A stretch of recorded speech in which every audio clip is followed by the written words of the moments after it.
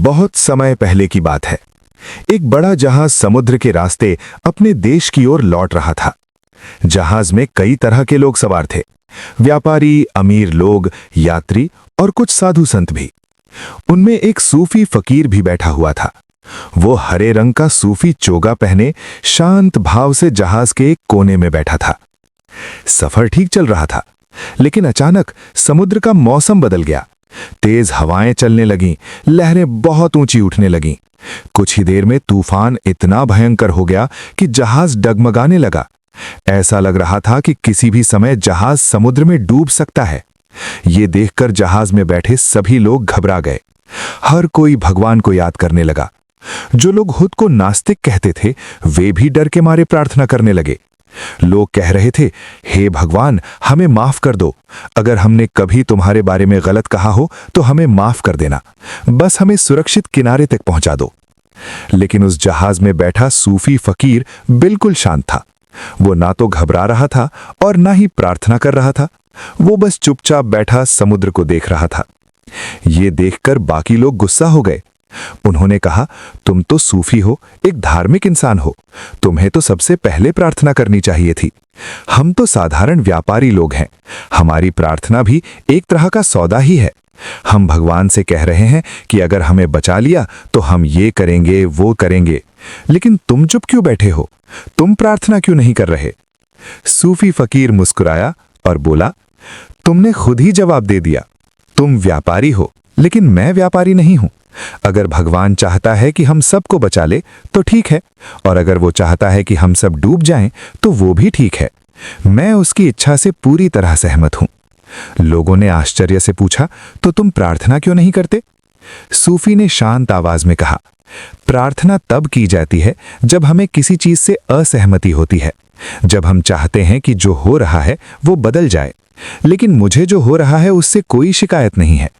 मेरा अपना कोई काम नहीं है। अगर भगवान चाहता है कि मैं जीवित रहूं तो वो उसका फैसला है, और अगर वो चाहता है कि मैं मर जाऊं तो वो भी उसका फैसला है। मैंने तो जन्म भी नहीं मांगा था। अचानक मैं इस दुनिया में आ गया। जब जन्म मेरे हाथ में नहीं था तो मृत्यु कैसे मेरे हाथ में हो सकती है? लोगों को लगा कि ये आदमी पागल है। उन्होंने कहा, पहले हम किसी तरह किनारे पहुंच जाएं, फिर हम तुमसे बात करेंगे। अभी हमारे पास तुमसे बहस करने का समय नहीं है। उसी जहाज में उस देश का सबसे अमीर व्यापारी भी था। उसने अपनी जिंदगी में बहुत पैसा कमाया था। उसके पास हीरे, जवाहरात और अनमोल पत्थरों से भरे कई बक्से थे। उसके शहर में एक बहुत ही सुंदर संगमरमर का महल भी था। वो महल इतना शानदार था कि राजा भी उससे जलता था। राजा ने कई बार उससे कहा था, ये महल मुझे बेच दो, मैं जितनी कीमत चाहो देने को तैयार हूं। लेकिन वो व्यापारी हमेशा मना कर देता था। वो कहता था, ये मेरी शान है, मैं इसे कभी नहीं बेचूंगा। अब जब जहाज डूबने की स्थिति में था तो वो व्यापारी डर के मारे भगवान से चिल्लाकर बोला, हे भगवान, अगर तुम मुझे बचा लो तो मैं अपना वो महल तुम्हें दे दूंगा। जैसे ही उसने ये कहा, कुछ ही देर में तूफान शांत होने लगा।